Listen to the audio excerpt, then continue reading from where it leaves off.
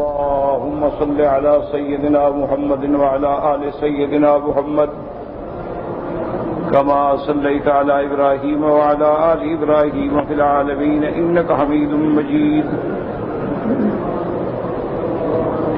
أعوذ بالله من الشيطان الرجيم. بسم الله الرحمن الرحيم. يا أيها الذين آمنوا لا تدخلوا بيوت النبي إلا أن يؤذن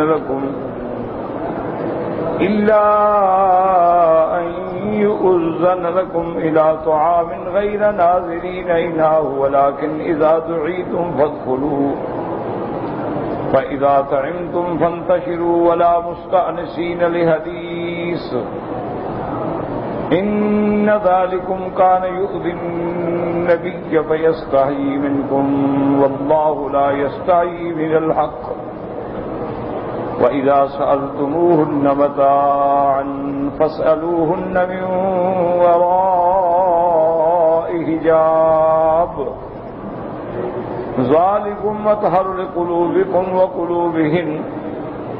وما كان لكم أن تؤذوا رسول الله ولا أن تنكحوا أزواجه من بعده أبدا إن ذلكم كان عند الله عظيما. إن تبدوا شيئا أو تخفوه فإن الله كان بكل شيء عليما. قال المؤلف والمفسر رحمه الله تعالى وأدام النفع بعلومه وعلومكم في الدارين آمين إلى أن قال وقال ابن أبي حاتم حدثنا أبي قال حدثنا ابن أبي عمرو حدثنا ابن أبي عمر قال حدثنا سفيان عن مسار عن موسى ابن أبي كثير عن مجاهد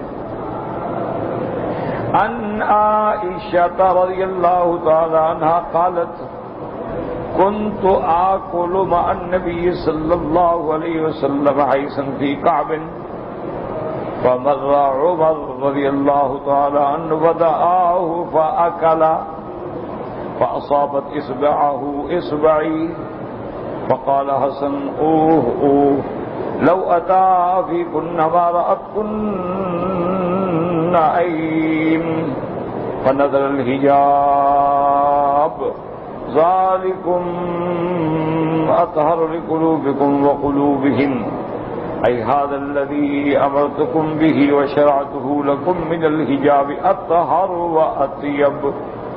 اب مفسر رحمت اللہ علیہ اس آیت مبارک وَإِذَا سَأَلْتُمُوهُنَّ مَتَاعًا فَاسْأَلُوهُنَّ مِنْ وَرَاءِ حِجَابٍ اس پہ اس روایت مبارک کو نقل فرماتے ہیں کہ حضرت مجاہد نے روایت کی بی بی عائشہ سے رضی اللہ تعالی عنہا قالت كنت آكل مع النبي صلی اللہ علیہ وسلم بی بی فرماتی ہیں میں حضور کے ساتھ کھانا کھا رہی تھی. حیسن ایک قسم کا خاص حلوہ بنتا ہے جسے یہاں حلیم آپ کہہ سکتے ہیں. وہ ایک پیالے میں تھا. فمر عمر حضرت عمر کا گزر ہوا تو آپ نے ان کو بھی بلا لیا. فدعاہ فاکل حضرت عمر بھی آ کے شریک ہوئے کھانے میں. فاصابت اصبعہ اصبعی یعنی ان کی انگلی جو تھی میری انگلی کو لگ گئی. کھانا لے رہے تھے نا برتن سے ہاتھوں سے کھا رہے تھے. فقال حسن یعنی فرماتی ہیں حضرت عمر رضی اللہ تعالیٰ آپ نے فرمایا اوہ بڑا افسوس ہے کہ میری انگلی جو ہے بی بی کو انگلی اس کے ہاتھ کو لگی. لو اتا فی کنہ اگر حضور میری بات مان لیتے ما رأتکن عین تم پر کسی کی آنکھ کی نظر بھی نہ پڑتی کہ جائے کہ ہاتھ لگتا. فنزل الحجاب اللہ نے آیت حجاب اتار دی. حکم دے دیا کہ آج کے بعد کوئی آدمی کسی عورت کے ساتھ بغیر پردے کے بات نہیں کر سکتے ہیں. تو کھانا کھانا تو مسئلہ ہی ختم ہو گیا نا. جب بات ہی نہیں کر سکتے کھانا کیا کھائیں گے مل کے.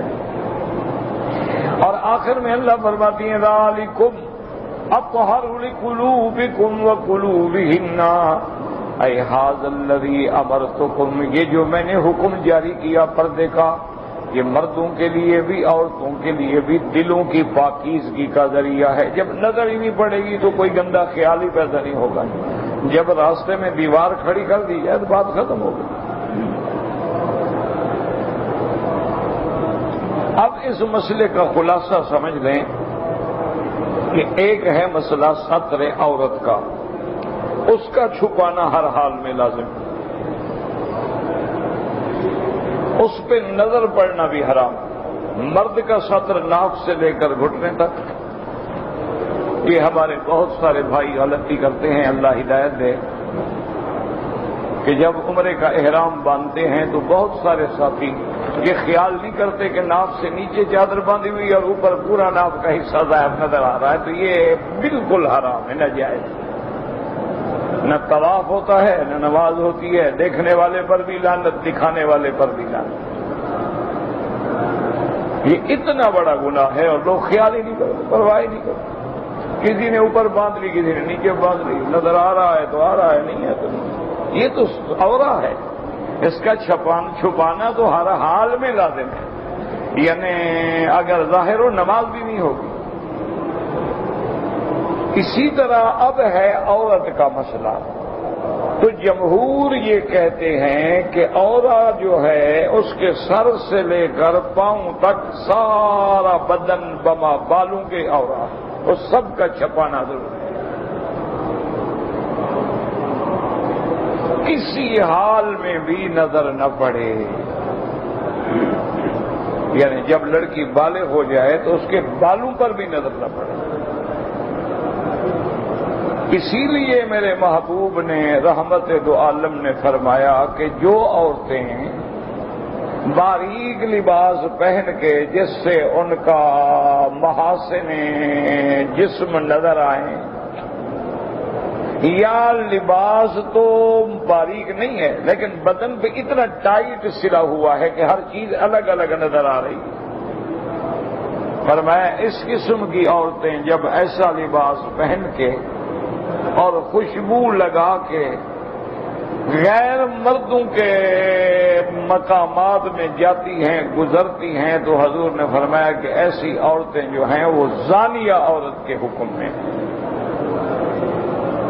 اس سے بڑا لفظ کیا ہو سکتا ہے۔ اسی طرح حضور پاک صلی اللہ علیہ وسلم نے فرمایا کہ جب عورت اکیلی گھر سے نکلتی ہے تو شیطان ساتھ ہو جاتا ہے۔ اسی طرح حضور نے فرمایا کہ جب دو مرد اور عورت غیر محرم اجنبی اکٹھے بیٹھتے ہیں تیسرا شیطان ہوتا ہے۔ تو اب مسئلہ سمجھیں۔ اچھا، عورت کے لیے ایک پردہ کیا ہے کہ گھر میں رہے، بغیر ضرورت باہر نہ نکلے، یہ پہلا حکم ہو گیا، یعنی پہلا پردہ جو ہے وہ گھر کا ہے۔ وَقَرْنَ فِي بُيُوتِكُنَّ، اپنے گھروں میں رہو، وَلَا تَبَرَّجْنَ تَبَرُّجَ الْجَاهِلِيَّةِ الْأُولَىٰ، اور اپنے آپ کو باہر ظاہر نہ کرو جیسے زمانہ جاہلیت میں عورتیں مردوں میں آتی تھیں، جاتی تھیں، پھرتی تھیں۔ تو ایک پردہ تو ہو گیا دیوار کا۔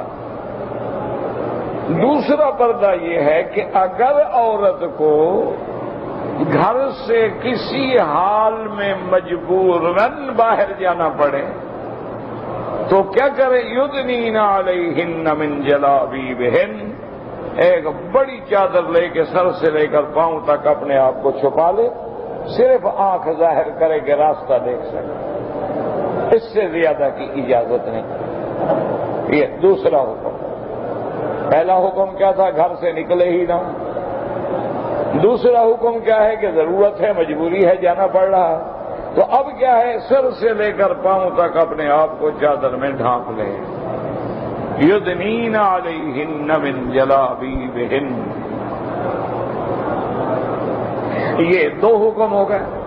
تیسرا حکم یہ ہے کہ ہمیں کوئی ضرورت پڑ گئی، مثلا جیسے صحابہ کو ضرورت ہوتی تھی مسئلہ پوچھنے کی، تو وہ حضور کی بیویوں کے پاس آتے تھے کہ اماں جان فلاں مسئلہ کیسے ہے، فلاں مسئلہ کیسے ہے، فلاں مسئلہ کیسے ہے۔ اچھا، اسی طرح کسی آدمی کو ضرورت پڑ گئی کہ ان سے کوئی چیز مانگنا چاہتا ہے، کوئی روٹی لینا چاہتا ہے، کھانا لینا چاہتا ہے، گھر میں مرد کوئی نہیں ہے، تو اس کا حکم ہو گیا اذا سألتموهن متاعا فاسألوهن من وراء حجاب، کہ جب کچھ لینا دینا ہو، بات کرنی ہو تو پردے کے پیچھے، پردے کے بغیر آپ بات نہیں کر سکتے۔ تو یہ 3 حکم آ گئے۔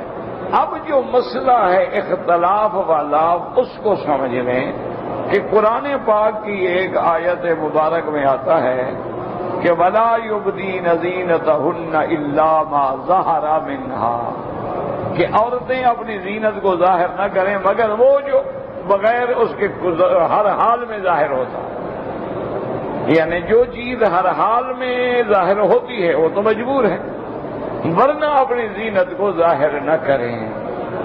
کیا معنی؟ اس سے بعض علماء فرماتے ہیں اس سے مراد یہ ہے کہ برقع ہے، چادر ہے، اوپر کا کپڑا ہے، اس کو بھی ظاہر نہ کرے عورت۔ ہاں مجبوری ہے کہ اگر عورت برقعے سے نکلے گی تو برقعے پر تو نظر پڑے گی، اچھا چادر سے نکلے گی تو چادر پر تو نظر پڑے گی۔ تو بعض علماء نے فرمایا کہ ما ظہر منہا سے وہ ظاہری لباس ہے، کہ وہ لباس بھی کسی کے آگے نہیں اتار سکتی، مگر جو چیز مجبوری ہے کہ بھئی اب باہر جا رہی ہے چادر لپیٹی ہوئی، اب چادر کو کیسے چھپائیں؟ باہر جا رہی ہے برقع ڈالا ہوا ہے، برقعے کو کیسے چھپاؤ؟ تو ظاہر ہوگا نا، وہ تو مجبوری ہے۔ اور بعض علماء نے لیا ہے کہ الا ما ظہر منہا، اس سے مراد ہاتھ ہے، اس سے مراد چہرہ ہے، اس سے مراد پاؤں ہے، کہ ہر حال میں آدمی عورت ہے چلے گی تو چہرہ بھی کھلے گا، ہاتھ بھی کھلیں گے اور پاؤں بھی کھلیں گے۔ انہوں نے کہا کہ یہ جو ہے الا ما ظہر میں شامل ہے، اس پر گناہ نہیں ہوگا۔ تو اس لیے بعض علماء اس بات کے قائل ہیں کہ اگر چہرہ کھلا ہے، اگر ہاتھ کھلے ہیں، اگر قدمین کھلے ہیں تو کوئی حرج نہیں، لیکن یاد رکھو یہ جمہور کے خلاف ہے۔ جمہور ائمہ کرام یہ فرماتے ہیں کہ عورت کا چہرہ بھی چھپانا ہے، ہاتھ بھی چھپانے ہیں، قدمین بھی چھپانے ہیں، ہاں اضطراری کیفیت میں کسی وجہ سے کھل جائے تو الگ بات، کسی مجبوری میں یا حالت نماز میں عورت چہرے پہ کپڑا نہ ڈالے، ہاتھوں پہ کپڑا نہ ڈالے، دستانے نہ چڑھائے، پاؤں پہ چراب نہ چڑھائے، نماز پڑھے تو ٹھیک ہو جائے گی۔ اس لیے وہ فرماتے ہیں کہ یہ بھی یعنی اس کا چھپانا ضروری ہے، لیکن اس وقت جب فتنے کا خوف نہ ہو تو کوئی حرج نہیں۔ تو اب نماز میں تو فتنے کا خوف نہیں ہوتا، ہر آدمی نماز میں ہے۔ اسی طرح جیسے عمرے کے اندر عورت کو چہرہ کھولنے کی اجازت ہے کہ ہر آدمی نے احرام باندھا ہوا ہے، زبان پہ لبیک ہے، اللہ کے گھر کی طرف جا رہا ہے، لازمی بات ہے کہ اللہ کا خوف ہوگا، تو اس لیے وہاں حکم ہے کہ چہرہ نہ کھول سکتی ہے۔ لیکن اس میں بھی یہ بات موجود ہے حدیث میں، بی بی عائشہ فرماتی ہیں کہ حالت احرام میں جب ہم تھے کنا اذا حاذین الرجال صدلنا علی وجوہنا، جب لوگ قریب آ جاتے تھے تو ہم کپڑا ڈال لیتے تھے، اور جب مرد دور ہو جاتے تھے تو ہم کپڑا ہٹا دیتے۔ تو اب علماء کہتے ہیں کہ حالت احرام میں بھی آج کل چونکہ ہر وقت مرد ساتھ ہوتے ہیں، بسوں میں بھی ساتھ ہیں، خیمے میں بھی ساتھ ہیں، طواف میں بھی ساتھ ہیں، صفا مروہ میں بھی ساتھ ہیں، وہ تو 1 منٹ کے لیے علیحدہ نہیں ہوتے ہیں، تو لہذا عورت ایسے انداز میں کپڑا ڈال لے کہ کپڑا پردہ بھی رہے اور اس کے چہرے کو بھی مس نہ کرے۔ اسی لیے بعض پی کیپ پہن کے اوپر کپڑا لٹکا لیتی ہیں، بعض عورتیں جو ہیں گھونگھٹ کی طرح کپڑا کھینچ لیتی ہیں کہ پردہ بھی رہے اور اس کے بعد چہرے کو بھی نہ لگے۔ تو ہر حال میں کیوں؟ اصل بات یاد رکھیں کہ پردے کے حکم دینے کی وجہ کیا تھی کہ لوگ فتنے میں مبتلا نہ ہوں، لوگ گناہ میں مبتلا نہ ہوں۔ تو سب سے بڑا فتنہ تو عورت کا چہرہ ہے، چہرہ دیکھ کے ہی تو بندہ گمراہ ہوتا ہے، چہرہ دیکھ کے ہی تو بندہ سب سے پہلا فیصلہ کرتا ہے۔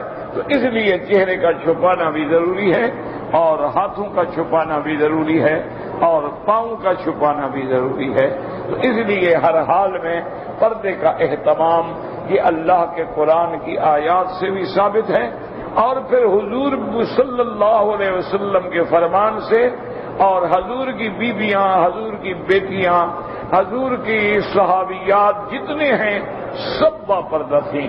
اسی طرح تابعیات، اسی طرح اولیاء اللہ جو عورتیں گزری ہیں جو محدثہ ہیں، مفسرہ ہیں، عالمہ ہیں، فاضلہ ہیں، اولیاء اللہ میں سے گزری ہیں، جیسے بی بی رابعہ بصریہ ہے اور کئی بیویاں ہیں، سب با پردہ ہیں، ان کے چہرے پر بھی کبھی کسی کی نظر نہیں پڑی۔ اچھا، ان دونوں کے ساتھ یہ سارے حکم ہو گئے، دیوار کا پردہ، چادر کا پردہ، حجاب۔ اس کے بعد بھی کیا حکم ہے کہ اگر مرد ہو تو اپنی آنکھوں کو نیچے رکھو، عورتیں ہو اپنی آنکھوں کو نیچے رکھو۔ جب تم نظر نیچے رکھو گے تو بلا وجہ نظر نہیں پڑے گی، اگر اتفاقاً نظر پڑ جائے تو وہ اللہ نے معاف کی ہے، لیکن یہ نہیں کہ دوبارہ اس کو نظر جما کے دیکھو، وہ حرام ہے۔ اس لیے آپ طواف کر رہے ہیں، بڑا آسان طریقہ ہے۔ جیسے اولیاء اللہ جو ہیں اپنے شاگردوں کو فرماتے تھے کہ نظر بر قدم، وہ کہتے تھے بیٹا جب چلو تو نظر تمہارے پاؤں پر ہو، اپنی نظروں کو جھکا لو، ہزار فتنوں سے بچ گئے، ہزار فتنوں سے بچ گئے۔ اللہ تبارک و تعالی ہے، اور کوئی مشکل نہیں ہوتا، چند دن مشکل ہوتا ہے، عادت نہیں ہوتی نا، عادت نہیں ہوتی ہے بندے کو، تو چند دن اس کو محسوس ہوتا ہے، لیکن چند دنوں کے بعد عادت ہو جاتی ہے، کوئی احساس ہی نہیں ہوتا۔ اچھا، دیکھا میدان خالی ہے، کوئی عورت نہیں، ٹھیک ہے آنکھیں اونچی کر سکتا، دیکھا بھی دور عورتیں آ رہی ہیں، پتہ نہیں خام خواہ قریب آئیں تو نظر نیچے کر کے ساتھ میں سے گزر جاتا، یہ دیکھا بھی اس طرف عورتیں بیٹھی ہیں، تھوڑا راستہ دور کر کے گزر گئی۔ اگر بچنا چاہو تو بچ سکتے، اور اگر نہ بچنا چاہو تو پھر لاکھ پردے کرو پھر بھی نہیں بچ سکتے۔ اللہ تبارک و تعالی نے یہ احکام نازل فرما دیے ہیں، تو اور یہ بات ہمیشہ یاد رکھنا، یہ سارا حکم ان لوگوں کے لیے ہے جو ایمان والے ہیں۔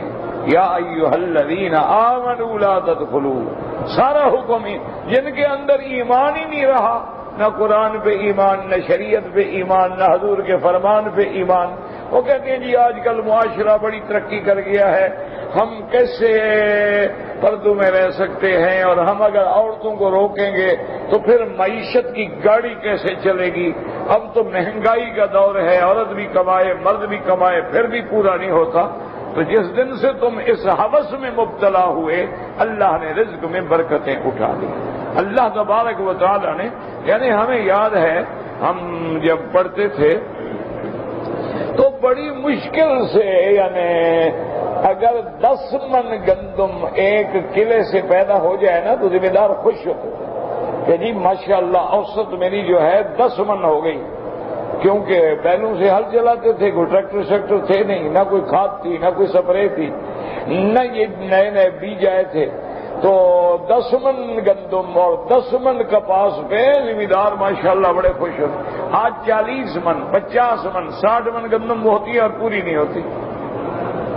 جب 10 من گندم نکلتی تھی تو بکتی 5 روپے من تھی، 8 روپے من، 10 روپے من، اور 1 سوا روپے، 1.5 روپے، 2 روپے میں خالص گھی، ایک سیر، کلو نہیں کلو سے بھی دیا تھا، خالص گھی ملتا تھا۔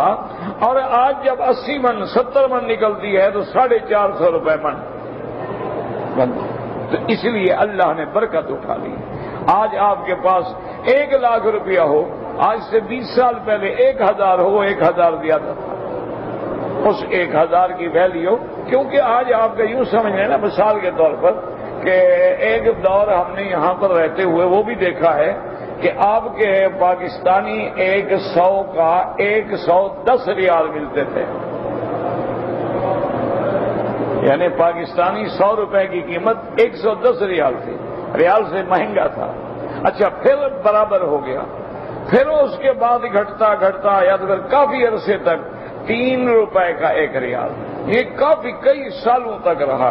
اب آپ پہنچ گئے 16.25 روپے پہ، یعنی اگر آپ نے پہلے کسی کا 1 لاکھ ریال قرضہ دینا ہو تو 3 لاکھ دے دیتے، اب آپ 16.5 دیں گے تب جا کے ادا ہوگا۔ تو جب ویلیو ختم ہو جائے، قیمت ختم ہو جائے، احساس ختم ہو جائے، تو وجہ اس کی حالانکہ پیسہ تو موجود ہے، ہر آدمی کے ہاتھ میں موبائل ہے، گھر میں جو عورتیں کام کرنے آتی ہیں ان کے پاس بھی موبائل ہوتے ہیں، اچھا کبھی ہم سے بھی قیمتی ہوتے ہیں، اب یہ اللہ کو پتا کہ چوری کے ہوتے ہیں اپنے ہوتے ہیں تو خدا کو پتا، لیکن ہوتے ضرور ہیں، ان کے ہاتھ میں موبائل۔ اچھا وہ جناب 10-10 منٹ کھڑے باتیں کر رہی ہے اپنے خامد سے، میں فلاں گھر میں ہوں اور کام کر لیا ہے، کپڑے دھو رہی ہیں، ابھی جھاڑو دے رہی ہوں، بولا کر یہ باتیں ہو رہی ہیں ٹیلی فون پہ، موبائل پہ، لیکن روٹی نہیں ہے۔ کتنے لوگ ہیں اشتہار لے کے کھڑے ہیں کہ میں گردہ بیچنا چاہتا ہوں، مجھے پیسے دے دو۔ کتنے لوگ ہیں جو اپنی لڑکیاں 5 سال 4 سال 3 سال کی لڑکیاں بیچنے کے پیسے دے دو، روٹی تو کھائیں نا۔ کتنے لوگ ہیں جنہوں نے اپنے گھر میں اپنے بیوی کو، بیٹے بیٹیاں چھوٹی سب کو اکٹھا کر کے پیٹرول ڈال کے آگ لگا دی کر گیا، کہا جب روٹی نہیں دے سکتا کہاں زندہ رہیں، کیا کریں؟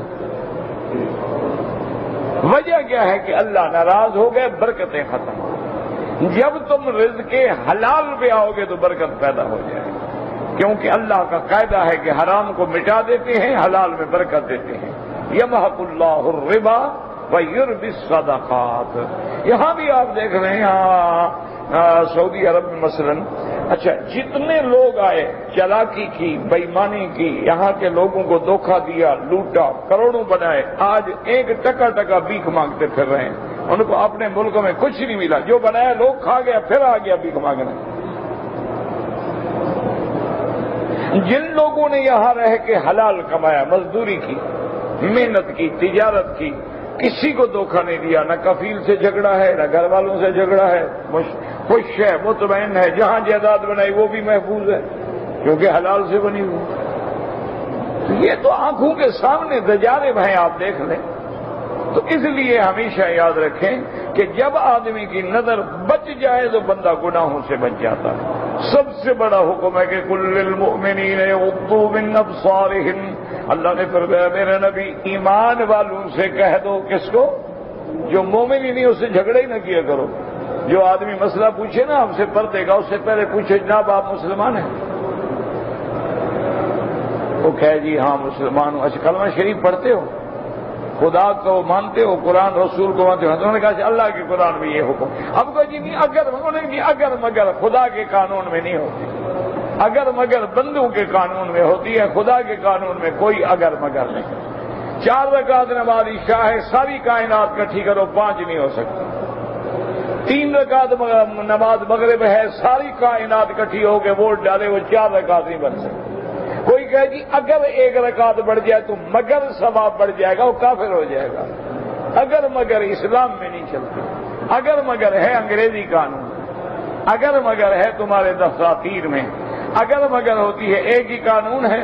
وہ ایک جج تھے، میرے بھی دوست تھے، پتہ نہیں زندہ ہیں کیا ہیں، سن کا وکیل صاحب ہمارا قانون ماشاءاللہ اتنا بڑا سرسبز ہے، اتنا بڑا وسیع ہے، اس میں اتنے بڑے معانی ہیں، اتنی ذی وجہین ہے کہ ایک ہی مقدمے کے مجھ سے آپ 2 فیصلے لکھوا لیں، دونوں کو کوئی چیلنج نہیں کر سکتا۔ یعنی ایک آدمی کو مجھ سے کہیں اس کو سزا دینی ہے، میں سزا، اسی کو کہیں چھوڑ دو، میں چھوڑ دوں گا، اور دونوں فیصلے قانون کے مطابق ہوں گے۔ اس قانون کا یہ حال ہو تو کیسے چلے گی دنیا، کیسے چلے گی؟ یہ تو اسلام کا قانون ہے نا کہ ایک عورت تھی یہودیہ، اس کی چوری کی، یہودیوں نے سوچا حضور کے پاس مقدمہ لے جائیں بچ جائیں گے، حضور کے پاس مقدمہ آ گیا، حضرت اسامہ نے سفارش کی کہ یا رسول اللہ اگر کافر ہیں، یہودی ہے، مسلمان تھوڑی ہے عورت، اچھا وہ ہمارے ماننے والے بھی نہیں ہیں، وہ تو ایسے فیصلہ لے آئے ہیں، اگر آپ رعایت کر دیں۔ فغضب رسول اللہ، حضور کی آنکھیں مبارک سرخ ہو گئی۔ آپ نے فرمایا اسامہ اتشفع فی حدود من حدود اللہ، اللہ کے حدود میں سفارش کرتے ہو؟ واللہ لو فاطمہ بنت محمد سرقت لقطعت یدہا، مجھے خدا کی قسم ہے محمد کی بیٹی فاطمہ بھی چوری کرے میں ہاتھ کاٹوں۔ یہ اگر مگر نہیں ہے، اگر مگر تمہارے لارڈ نکالے کے قانون میں ہے، اگر مگر اسلام میں نہیں ہو۔ اسلام کہتے ہیں پردہ، بس پردہ، بس ختم ہو گئی بات، مسلمان ہو، پھر اگر مگر کیا مطلب؟ اسلام کہتا ہے کسی کے گھر میں نہ جاؤ، بس نہ جاؤ، یہ اگر مگر کیا ہو گئی؟ اسلام کہتا ہے بیٹی سے نکاح حرام ہے، حرام ہے، بہن سے حرام ہے، حرام ہے، ماں سے حرام ہے، حرام ہے، ساس سے حرام ہے، حرام ہے، بس ختم ہو گئی بات۔ حرمت علیکم امہاتکم وبناتکم، قرآن نے ایک فیصلہ کر، قرآن کہتے ہیں شراب حرام، حرام، یہ کیا مطلب جی؟ وہ شراب وائن اور ہوتی ہے، ویسکی اور ہوتی ہے، اور شیمپین اور ہوتی ہے اور ریڈ وائن اور ہوتی ہے، وہ تو اگر انگور والی ہو تو حرام ہے نا، یہ تو مگر سیب والی ہے، یہ اگر مگر اسلام میں نہیں۔ اسلام کہتا ہے کہ نشہ حرام، میرے مدنی پاک نے سمجھا دیا کل مسکر حرام، ہر نشہ آور چیز حرام ہے۔ آگے وضاحت کر دی قلیلہ و کثیرہ حرام، ایک گھونٹ بھی حرام، ایک بوتل بھی حرام۔ وضاحت پر یہ نہیں ہے کہ جی مجھے تو نشہ نہیں ہوتا، یہ تیرے اوپر فیصلہ نہیں ہوگا۔ جس چیز کے پینے سے عام آدمی کو نشہ ہو جاتا ہے وہ نشہ آور چیز ہے۔ اب ایک آدمی بلا نوش ہے، 2 بوتلیں پی جاتا ہے، نشہ نہیں ہوتا، پھر بھی حرام۔ یہ معنی نہیں ہے کہ اس کو نشہ نہیں ہوا تو لہذا حلال ہو جائے۔ اچھا انگور سے نکلا، یہ جو ہم تو جی گڑ سے بناتے ہیں، ہم تو جناب آج کل جو ہے وہ کیکر کی چھال سے بناتے ہیں، سیب سے بناتے ہیں، اناناس سے بناتے ہیں، مالٹے سے بناتے ہیں۔ جب مسکر ہو گیا حرام ہو گیا۔ کل مسکر حرام قلیلہ و کثیرہ سواء۔ اچھا آگے دیکھیں میرے آقا نے کتنے دور کے فیصلے فرما دیے۔ ایک صحابی آ گئے، انہوں نے کہا یا رسول اللہ صلی اللہ علیہ وسلم میں تو برباد ہو گیا۔ حضور نے فرمایا کیا بات ہے؟ انہوں نے کہا حضور مجھے تو پتہ نہیں تھا کہ اللہ شراب کو حرام کر دیں گے، میرے پاس تو یتیموں کے پیسے رکھے ہوئے تھے، میں تو دوسرے ملک سے جا کے سارا شراب لے آیا بیچنے کے لیے۔ یا رسول اللہ وہ تو غریب ہے، مسکین ہے، یتیم ہے بیچارے، ان کی تو یہی پونجی تھی جو میں نے شراب میں لگا دی گئی۔ مدینے میں پہنچا تو پتہ لگا شراب حرام ہو گئی۔ یا رسول اللہ اب ایک راستہ ہے، اگر آپ مجھے اجازت دے دیں۔ اور حضور نے فرمایا کیا راستہ ہے؟ انہوں نے کہا رسول اللہ مسلمانوں کے لیے حرام ہے نا، کافروں کے لیے تو حرام نہیں ہے، میں کسی دوسرے ملک میں جا کے کافروں کو بیچ دیتا ہوں، ان یتیموں کے پیسے تو بچ جائیں نا کسی سے۔ آپ نے دیکھیں کیسے فیصلے، فرمایا ثمن الحرام حرام، فرمایا میرے صحابی جو چیز حرام ہے اس کو بیچ کے جو پیسہ ملے گا وہ بھی حرام، لہذا بالکل ختم، منڈیل دو، اللہ غریبوں کو یتیموں کو خود دے گا اپنے خزانے سے۔ ثمن الحرام حرام، اسی لیے کتا حرام ہے، اس کی قیمت حرام، زنا حرام، زنا کی قیمت حرام، چوری حرام، چوری کی قیمت حرام۔ آپ کہیں میں نے تو نہیں کی، میں نے تو پیسے دے کے کروائی ہے نا، جب کرائی ہے وہ فعل حرام ہے تو یہ بھی حرام ہے، آپ برابر کے مجرم ہو۔ اسی طرح قتل حرام آپ کہیں میں تو جناب موقع پہ نہیں گیا، فائر نہیں کیا، میں نے تو گولی نہیں چلائی، میں تو ویسے بس بات ہوئی تھی ایک دفعہ۔ تو حضور نے فرمایا اگر ایک بستی والے کسی ایک انسان کے قتل میں شریک ہوں میں ساری بستی کو قتل کا حکم دوں گا۔ کہ اچھا تم نے اشارہ تو کیا نا، کیوں کیا؟ تو اس لیے ہمیشہ سمجھ لیں کہ جب بھی بحث ہو نا بلا وجہ ٹکریں نہ مارا کریں، کیونکہ آج کل لوگ ہیں کمپیوٹر کے زمانے کے پیدا ہوئے، آج کل بڑے تیز رفتار بچے ہیں نا، پتہ نہیں 9 مہینے ماں کے پیٹ میں کیسے کھڑے رہتے ہیں، ہمیں تو امید ہے 1-2 مہینے کے بعد بھی اندر بڑے ہو جائیں گے، کیونکہ جیسے مرغی کے بچے کو فیڈ کرتے ہیں اور جلدی بڑا ہو جاتا ہے، تو آپ شاید ہمارے بچوں کو بھی فیڈ کرنا شروع کر دیں، وہ بھی 2-3 مہینے کے اندر کہیں اماں جان میں تو آ رہا ہوں، تیاری کر لیں آپ، میں تو بالکل تیار ہو گیا ہوں اندر۔ تو بہرحال کہنے کا مقصد یہ ہے کہ جو آدمی اگر مگر کرے نا، جو آدمی یہ برگر فیملی کے ہوں نا، ایک برگر ہاتھ میں اور ایک ٹن ہاتھ میں، ان کو سمجھانے کی ضرورت ہی نہیں، ان کو کہو پہلے کلمہ پڑھو، مسلمان بنو، پھر قرآن کا حکم سنو۔ جب تم انگریز کے غلام بن گئے اسلام کہاں گیا؟ بات ہی ختم ہو گئی۔ اس لیے حضور پاک نے فرمایا کہ لا تتخذوا عدوی وعدوکم اولیاء، خبردار میرے دشمن اور تمہارے دشمن کو کبھی دوست نہ بنانا، اگر ان کو دوست بناؤ گے تم ان کے ساتھ ہو، پھر میرے ساتھ نہیں۔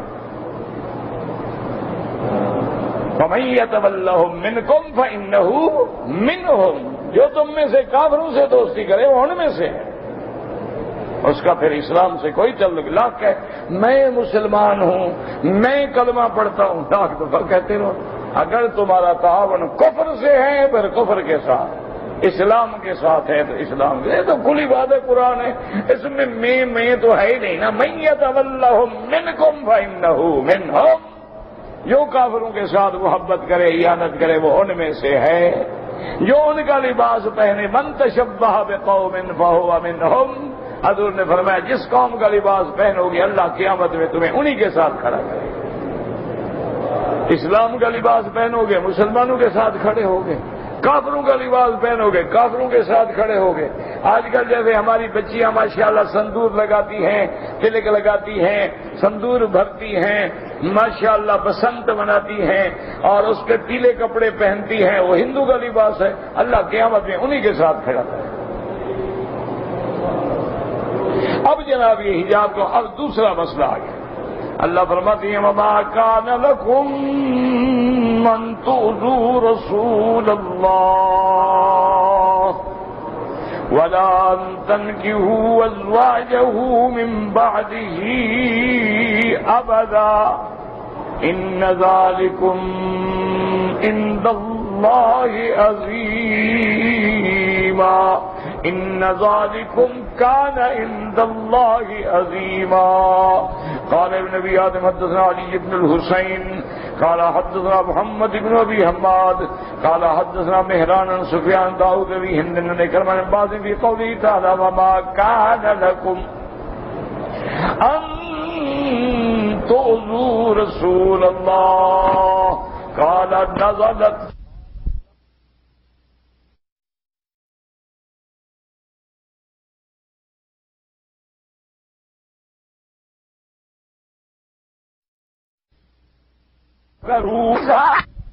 سمے رحمت مجسمہ حیا، ان کو کسی قسم کا ایذا نہ پہنچانا، جو میرے مدنی کو ایذا پہنچائے گا اس نے گویا اللہ کو ایذا پہنچایا ہے۔ اس لیے حضور پاک صلی اللہ علیہ وسلم نے فرمایا من آذانی فقد آذ اللہ، جس نے مجھے ایذا پہنچائی، یاد رکھو قرآن میں بھی ان الذین یؤذون اللہ ورسولہ، اب اللہ کو کون ایذا پہنچا سکتا ہے؟ مانا جب اللہ کے رسول کو ایذا پہنچاؤ، اب وہ ایذا کیسے ہے کہ نبی کو نبی نہ مانو، رسول کو رسول نہ مانو، آپ کے احکام کی نقل کرو، آپ کے احکام کو مذاق سمجھو، یہ سب ایذا ہے۔ حضور نے داڑھی رکھی ہے، تم داڑھی کو عیب سمجھتے ہو، جب تک شیو نہ کرو گھر سے نہیں نکلتے ہو، دوستوں کو کہتے ہو بیٹھ جاؤ ذرا میں شیو کر لوں مجھے شرم آئے گی میں باہر کیسے جاؤں گا، تو یہ بھی ایذا ہے محمد مصطفیٰ صلی اللہ علیہ وسلم کو۔ اور قولن فعلن اللہ کے نبی نے جو حکم دیے ہیں ان کی خلاف ورزی کرو، یہ ایذا ہے۔ اور یاد رکھو اچھا بات ایسا ایذا بھی ہے کہ لوگ نبی کو شاعر کہتے تھے، کاہن کہتے تھے، جادوگر کہتے تھے، ساحر کہتے تھے، یہ بھی ایذا ہے۔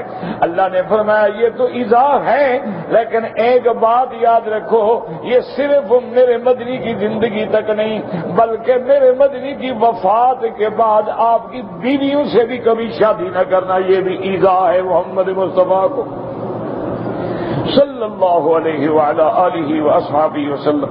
اس لیے فرمایا وَلَا تَنكِحُوا أَزْوَاجَهُ مِن بَعْدِهِ أَبَدًا إِنَّ ذَلِكُمْ كَانَ عِندَ اللَّهِ عَظِيمًا۔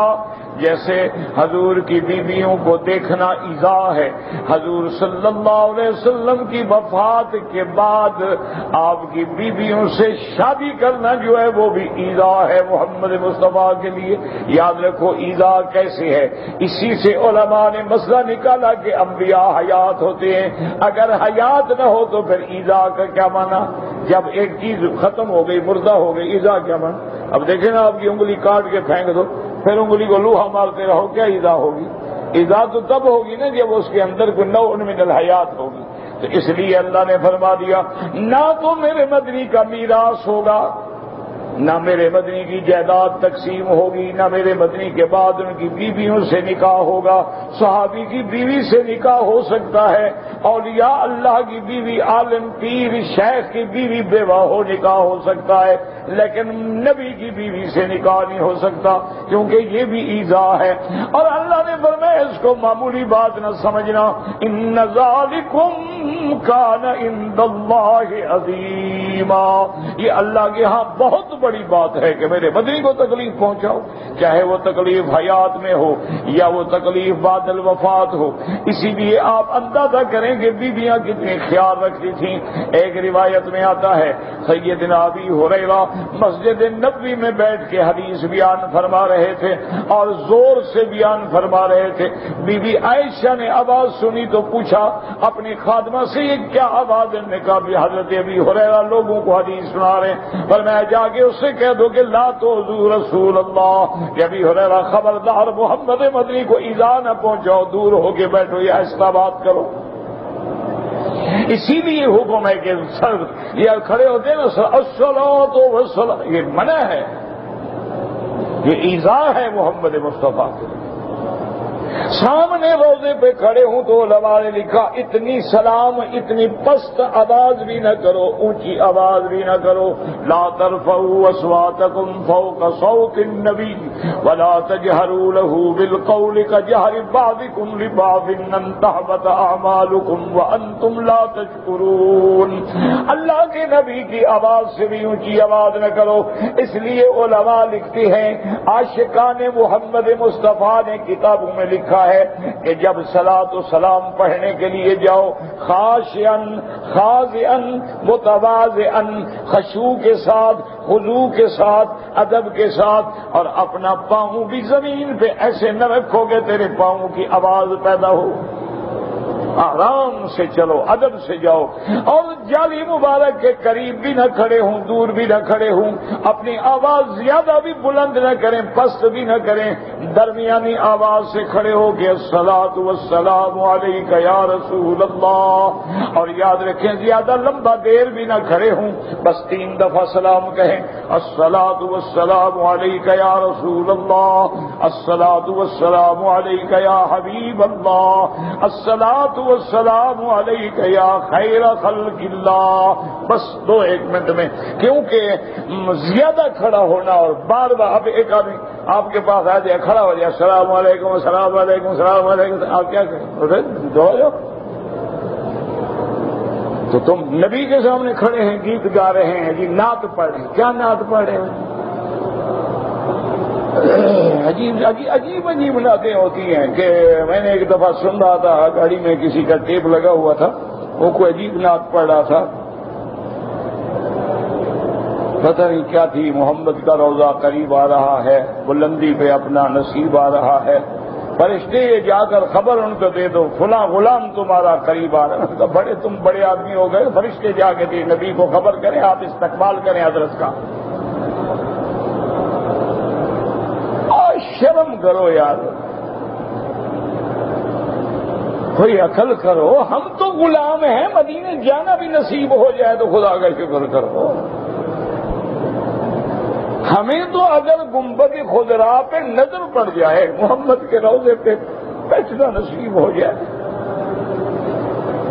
لا حول ولا قوت۔ بڑا آ گیا کہ فرشتے تیرے نوکر ہیں، تیری خبر لے کے جائیں گے تم بڑے کوئی آسمان سے اترے ہوئے ہو۔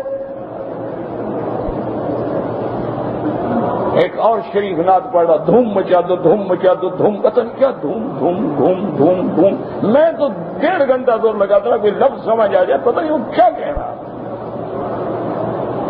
داڑھی ہے اور باقاعدہ، اچھا جو یہ ساز سامنے نہیں رکھتے نا، ایکو سے پیچھے سے ساز ہوتے ہیں ان کے، اسی ردھم میں ذکر کرتے ہیں اللہ اللہ، پیچھے ایکو چل رہا ہوتا ہے۔ لا حول ولا قوت، یا اللہ پناہ عطا فرما، یا الہ العالمین ہمیں حضور کا ادب نصیب فرما، حضور کا گستاخ۔ میں تو اتنا بد نصیب ہوں، مجھے تو خواب میں کبھی روضہ بھی نظر گیا۔ آپ خوش نصیب ہیں، آپ کے فرشتے پیغام لے جاتے ہو، میری تو آنکھیں گندی ہیں، عمل گندے، کچھ نہیں کیا زندگی میں، جخ مارتے گزر گئے۔ انا للہ و انا الیہ، بس شاید قرآن لے کے بیٹھتے ہیں، نقل بناتے ہیں، پتہ نہیں اسی وجہ سے، ان داڑھی والوں کی وجہ سے اللہ رحم کر دے گا۔ اللہ اکبر اللہ اکبر. یاد رکھو، خبردار خیال رکھنا، کوئی ایسا ادب ایسا عمل نہ کرنا. واللہ میں خدا کے کعبے میں بیٹھا ہوں، میرا کعبہ سامنے ہے، میں کوئی پیر فقیر بزرگ عالم شالم مولوی شیخ ویخ نہیں ہوں. میں تو ایک ادنا بد کردار گناہ گار طالب العلم آدمی ہوں. لیکن ایک بات سچی ہے، میں بڑا سمجھتا ہوں اور دل میں سوچتا ہوں یہ کتنے میرے بہادر نوجوان ہیں، تازہ داڑھی شیو کرا کے محمد کے روضے پہ کھڑے ہیں. الصلاۃ والسلام علیہ. یار بڑے بہادر ہو تم، واقعی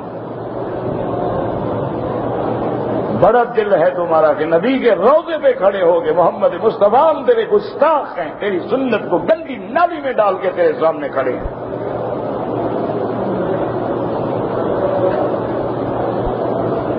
انا للہ و انا الیہ راجعون. یاد رکھیں، حضور نے منہ پھیر لیا، کہاں جاؤ گے؟ بیویوں کو خوش کرو گے داڑھی مڈا کے، تمہارا کیا خیال ہے؟ اچھے لگتے ہو تم؟ یعنی تمہارا حسن جو ہے وہ داڑھی مڈانے میں ہے، داڑھی مڈا کے تم اچھے لگتے ہو. کسی کو ایسا نہ کرو، کبھی ٹھنڈے دل سے غور کر کے داڑھی والے کا چہرہ منور بھی دیکھو اور اپنا بھی شیشے میں کھڑے ہو کے عکس دیکھو. داڑھی نور ہے محمد مصطفیٰ کی سنت کا. داڑھی لباس ہے میرے مدنی کا، شعار ہے میرے مدنی کا، وردی ہے میرے مدنی کی. تم یونیفارم پہن کے نہ جاؤ تو تمہیں دفتر سے نکال دیا جاتا ہے. تم وردی پہن کے نہ جاؤ تمہیں فوج سے نکال دیا جاتا ہے. تم یونیفارم پہ پہن کے نہ جاؤ تمہیں جہاز پہ کوئی نہیں سوار ہونے دیتا ہے کہ جہاز نہیں چلا سکتے ہو، جہاز میں ڈپٹی نہیں دے سکتے ہو. نیوی والے ہو تو نیوی کی وردی پہنو، ایئر فورس ہے تو ایئر فورس کی وردی پہنے، اگر پرائیویٹ جہاز ہے وہ وردی پہنے. تم نے اسلام کی وردی کو اتنا بے قیمت کر دیا. اور پھر کہتے ہیں جی کوئی داڑھی میں اسلام رکھا ہے. جناب کتنی داڑھی والے گناہ کرتے ہیں، تو داڑھی والے یہ آپ کو کس نے کہا فرشتے ہوتے ہیں؟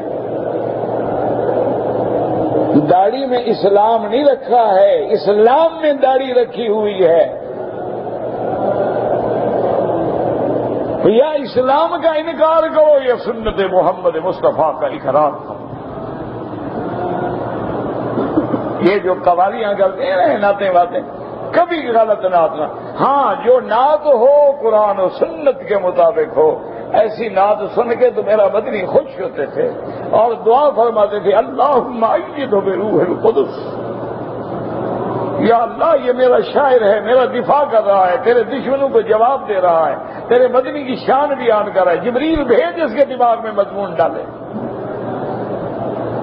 اللہم ایدہ بروح القدس. اللہ اکبر. وہ نعت اللہ تمہیں بھی نصیب کرے، اللہ ہمیں بھی نصیب کرے. نعت پڑھو حضرت حسان والی، عبداللہ ابن رواحہ والی، نعت پڑھو سیدہ عائشہ والی، نعت پڑھو سیدہ فاطمہ الزہرا والی. یہ کیا تم نے نعتیں بنا رکھی ہیں، کبھی گھوم کبھی جھوم کبھی دھوم؟ یہ کیوں نعتیں ہیں؟ انا للہ و انا الیہ. اور دعویٰ کرتے ہیں معاشرے کے رسول ہیں. میں اللہ معاف کرے، خدا گستاخی میں نہ پکڑ لے.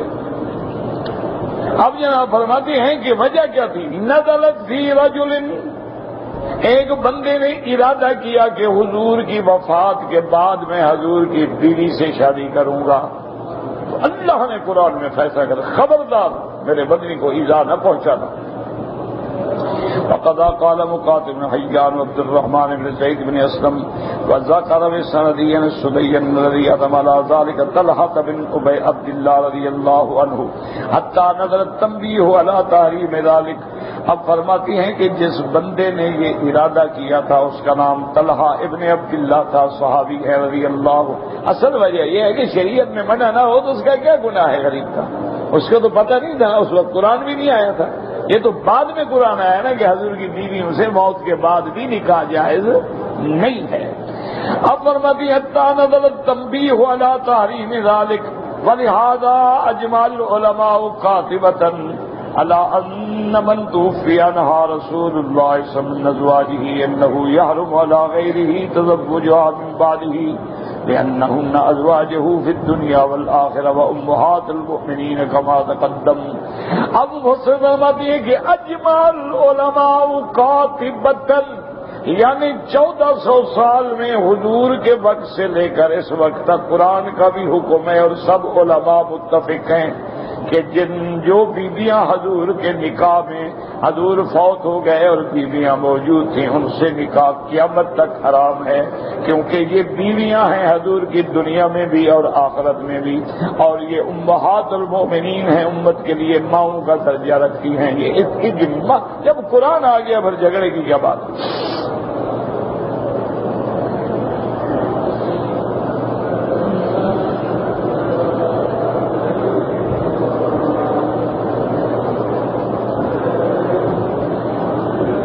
مسئلہ سمجھ رہے ہیں، یعنی حضور فوت ہوئے، جو بیویاں موجود ہیں بیوہ ہو گئی، ان سے نکاح حرام، اس میں تو جھگڑا ہی نہیں. اب ایک مسئلہ ہے جس میں اختلاف ہے کہ حضور نے نکاح کیا اور زندگی میں طلاق دے دی، کیا حضور کی متعلقہ سے نکاح جائز ہے یا ناجائز ہے؟ تو اس پر بھی دو قول ہیں. مفسر رحمۃ اللہ علیہ فرماتی ہیں واختلفوا فی من دخل بها ثم طلقها في حياته هل يحل لغيره ان يتزوجها على قولين واخذهما هل دخلت هذه في عموم قوله من بعده ام لا. واما من تزوجها ثم طلقها قبل ان يدخل بها فما نعلم فيه الا لغيره والحالۃ هذه نزاعا واللہ عالم. اب علماء فرماتے اصل اختلاف یہ ہو گیا کہ جن کو طلاق دے دی کیا وہ بھی انہی من بعد ہی میں شامل ہیں یا نہیں.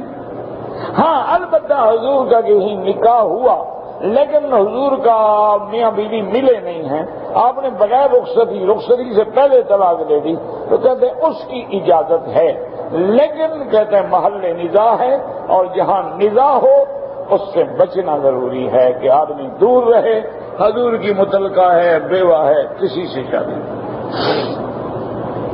وقال ابن جرير حدثني محمد بن المثنى قال حدثنا عبد الوهاب قال حدثنا داود النامت ان نبی اللہ صلی اللہ علیہ وسلم قبیلۃ ابنۃ الاشعث یعنی ابن قیس مزوجہ اکرمۃ ابن ابی جہل بعد ذلك شق ذلك على بکر مشقۃ شدیدہ وقال له عمر یا خلیفۃ رسول اللہ صلی اللہ علیہ وسلم النساء انها لم يخير رسول الله صلی اللہ علیہ وسلم حجبها قد برأ الله من ذرة الذي ارتدت مع قومها قال فاطمأن ابو بکر رضی اللہ عنہ وسکنا. اب جناب فرماتی ہیں کہ حضور کی وفات ہوئی وقد ملک قیلۃ ابنۃ الاشعث یعنی ابن قیس، حضور اس کے مالک تھے، مملوکہ تھی. فتزوجہا اس کے ساتھ حضرت اکرمہ نے شادی کر لی. جب حضرت اکرمہ نے شادی کی تو حضرت ابو بکر پہ یہ بات بڑی گراں گزری. انہوں نے کہا بھی کچھ ہو، حضور کی مملوکہ تو تھی نہ، وہ انہیں کیوں شادی کر لی؟ حضرت عمر نے کہا کہ یا خلیفۃ رسول اللہ، انہوں نے کہا حضور ناراض نہ ہوں، انہا لیست من نسائہ، وہ حضور کی بیوی نہیں تھی، حضور نے اس کو خیار نہیں دیا تھا کہ مجھے چنتی ہو یا دنیا چنتی ہو، حضور نے اس پہ پردے کے احکام بھی نازل نہیں فرمائے تھے، تو وہ تو حضور کی بیوی بنی ہی نہیں، حضور کے گھر آئی ہی نہیں. اس کے بعد حضرت ابو بکر کا اطمینان ہوا اور غصہ ٹھنڈا ہوا.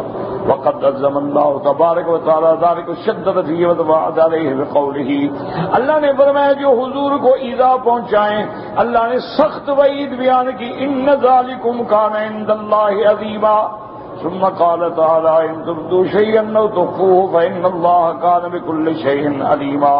اے مهما تكنه ضمائركم وتنطوي عليه سرائركم فان الله يعلمه فانه لا تخفى عليه خافیہ ويعلم خائنة الاعین وما تخفي الصدور. اللہ نے فرمایا میرے احکام و اوامر کے بعد جو چاہ ظاہر کرو یا دل میں چھپاؤ، یار حکم بڑا سخت ہے، میں وہ دل کی باتیں بھی میں جانتا ہوں، اس کا بھی میں حساب لوں گا. میرے آگے کوئی چیز چھپی ہوئی نہیں ہے، چاہے وہ تمہارے دل میں ہوتا ہے، تمہارے ضمیر میں ہو، چاہے تمہارے اسرار میں ہو، اللہ جانتے ہیں کیونکہ اللہ کے آگے کوئی چیز چھپی نہیں. یعلم خائنۃ الاعین، وہ تو تیری آنکھوں کی خیانت بھی جانتے ہیں کہ دیکھ ادھر رہے اور چوری چوری کسی اور کو بھی دیکھ رہے. اللہ فرماتا ہے میں تو جانتا ہوں، میرے آگے کیا چھپا ہوا ہے، اور جو تمہارے دل میں ہیں وہ بھی اللہ جانتے ہیں. دعا کریں اللہ ہمیں حضور کی محبت نصیب فرما دے. اللہ ہمیں حضور کا، صحابہ کا، اہل بیت کا، علماء، محدثین، ائمہ، اولیاء کا ادب نصیب فرما۔ یا اللہ بے ادبی اور گستاخی سے محفوظ فرما۔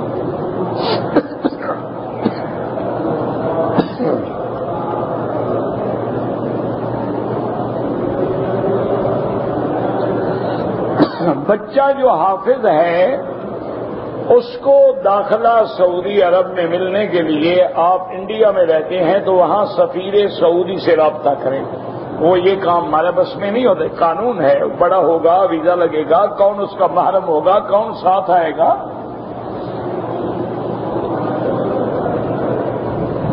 اگر آدمی اعتکاف کی حالت میں ہوٹل پہ کھانا کھانے کے لیے جاتا رہا، اگر کوئی انتظام کھانے کا نہیں تھا اور اعتکاف بیٹھتے ہوئے اس کے دل میں یہ فیصلہ تھا کہ یا اللہ میں نے کھانا تو کھانا ہے نا، آخر تو میں ہوٹل پہ کھاؤں گا، پھر جائز ہے، کوئی منع نہیں۔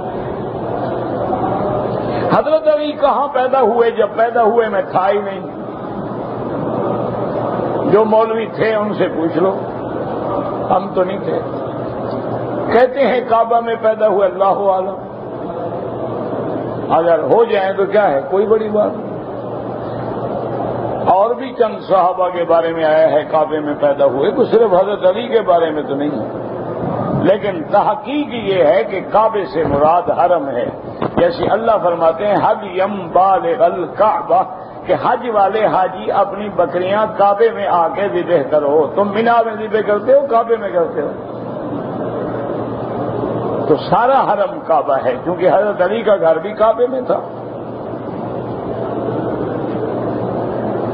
مولانا کا لفظ جو استعمال کرتے ہیں بہتر یہ ہے کہ استعمال نہ کیا جائے، ورنہ لفظ مولا کئی معنوں میں استعمال ہوتا ہے۔ مولا بمانے ناصر بھی ہے، مولا بمانے معین بھی ہے، مولا بمانے ولی بھی ہے، مولا بمانے سردار بھی ہے، مولا بمانے غلام بھی ہے، مولا القوم منہم۔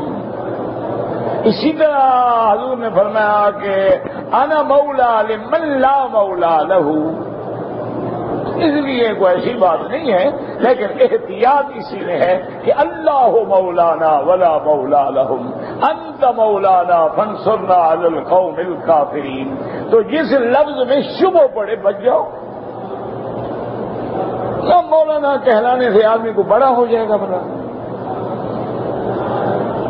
بس ایک رواج ہے یہ، آپ کے ہاں مولانا کا رواج ہے، یہ ہمارے بنگلہ دیش کے بھائی جو ہیں ان کے ہاں حجور، وہ سب حجور ہیں، جو یہ حجور، بڑا بھی حجور، چھوٹا بھی حجور، مولوی بھی حجور، پیر بھی حجور، پتہ نہیں حجور کرتے کرتے وہ جان کھا جاتے ہیں۔ حجور آ گئے تو حجور بیٹھ گئے، حجور کھڑے ہو گئے تو حجور مر گئے، حجور جا رہے ہیں تو حجور آ رہے ہیں۔ ایک رواج ہے، ایک عادت بن گئی ہے۔ مطلب لفظ مولا کئی معنوں میں استعمال ہوتا ہے۔ مولا کا معنی جہاں سردار ہے وہاں غلام بھی ہے۔ لیلۃ القدر جو سعودی عرب میں ہوتا ہے وہ اللہ کی مرضی، اسی رات میں ساری دنیا میں ہو یا ہر دنیا میں الگ الگ رات میں ہو، اللہ کی مرضی۔ دیکھو نا 27 کو مثلا اگر یہاں ہو تو وہ جہاں جہاں 27 جب ہوگی وہاں اس دن ہوگی۔ ہمیں تو یہاں والی کا پتہ نہیں لگتا، تم دنیا والی کا پوچھتے ہو۔ ہم تو یہاں رہتے ہیں، ہمیں تو یہاں بھی کبھی پتہ نہیں لگا کہ آج لیلۃ القدر ہے، یہ تو اللہ والوں کو پتہ لگتا ہے۔ اسی لیے بی بی عائشہ نے پوچھا تھا کہ یا رسول اللہ اگر مجھے لیلۃ القدر مل جائے تو میں کیا دعا مانگوں؟ اگر پتہ نہ لگتا تو کیسے کہتی بی بی عائشہ؟ حضور نے فرمایا یہ دعا مانگنا، اللہم انی اسألک العفو والعافیہ۔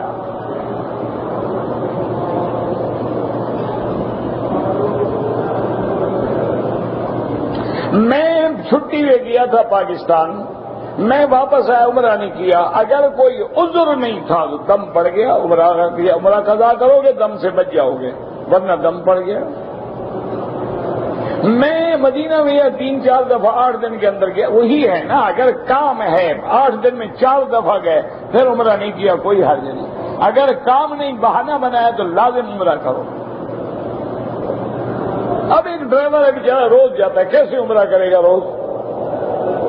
روزانہ گاڑی چلا رہا ہے، بس چلا رہا ہے، آ رہا ہے، جا رہا ہے، کیسے روز بیچارہ عمرہ کرے گا؟ مردہ بندہ جو ہے اس کے لیے طواف کریں، حج کریں، عمرہ کریں، ہاں جی بالکل حج بدل ہو سکتا ہے، سب کچھ ہو سکتا ہے، بہتر یہ ہوتا ہے اپنے لیے کر کے دعا کر لیا کرو۔ ایک آدمی مکے میں رہتا ہے لیکن اشہر حج میں اس نے عمرہ کیا ہے، حج اگر کرے گا تو حج تمتع ہوگا، دم تمتع دینی پڑے گی، اب افراد نہیں کر سکتا۔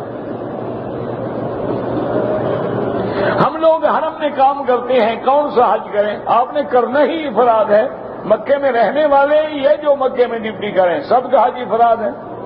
آپ کے لیے آسانی ہے، احرام باندھو، بس سیدھا عرفات، رات کو مزدلفہ، صبح کنکریاں مارو، سر منڈاؤ، احرام کھولو، ڈیوٹی پہ آ جاؤ، السلام علیکم، ایک دن میں حج ہو گیا۔ آپ کیوں پریشان ہوتے ہیں؟ اگر رمضان کے بعد مدینہ جائیں واپسی پہ ہاں احرام باندھنا چاہیے اگر کوئی عذر نہ ہو، لیکن عمرہ کرو گے پھر حج کرو گے بکری دینی ہو۔ مسجد قبلتین کا پہلا نام کیا تھا؟ اللہ عالم۔ تاریخ مدینہ اٹھا کے دیکھ لو، یہ چیزیں تاریخ میں ہوتی ہیں، یہ کوئی مسئلے تو ہوتے ہیں نا شریعت کے، یہ تاریخی چیزیں ہیں۔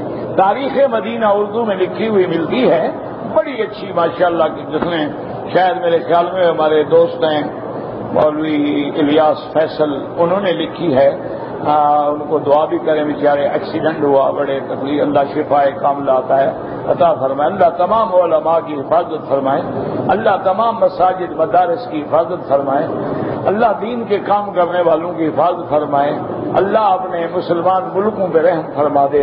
واللہ اعلم۔ ربنا تقبل منا انک انت السمیع العلیم وتب علینا انک انت التواب الرحیم۔ یا علیم یا حلیم یا علی یا عظیم یا علیم یا حلیم یا علی یا عظیم یا علیم یا حلیم یا علی یا عظیم۔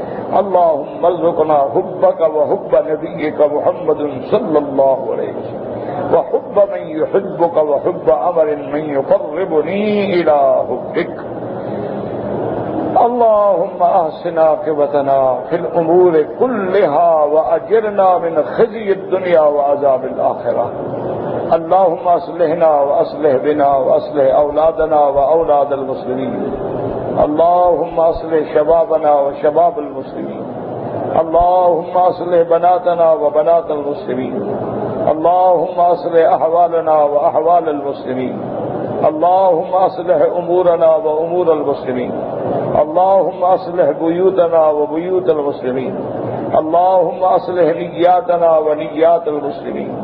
اللهم اصلح ذرياتنا وذريات المسلمين۔ اللهم اشفنا واشف مرضانا ومرضى المسلمين۔ اللهم اجعل لنا وللمسلمين من كل هم فرجا ومن كل ضيق مخرجا ومن كل بلاء عافيا۔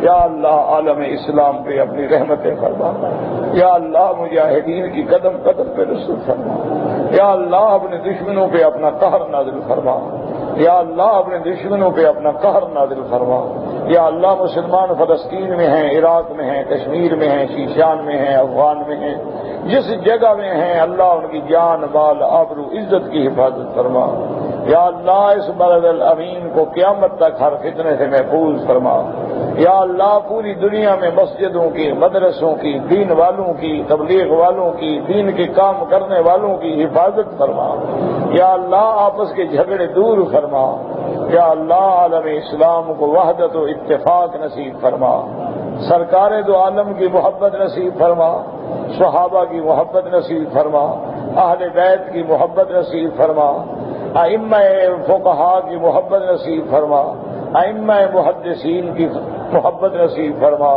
اولیاء اللہ کی محبت نصیب فرما، یا اللہ ہمیں ادب نصیب فرما، یا اللہ بے ادبی سے محفوظ فرما، یا اللہ جب موت کی گھڑی آئے زبان پہ جاری فرما لا الہ الا اللہ محمد الرسول اللہ۔ سبحان ربک رب العزت عما یصفون وسلام علی المرسلین والحمد للہ رب العالمین۔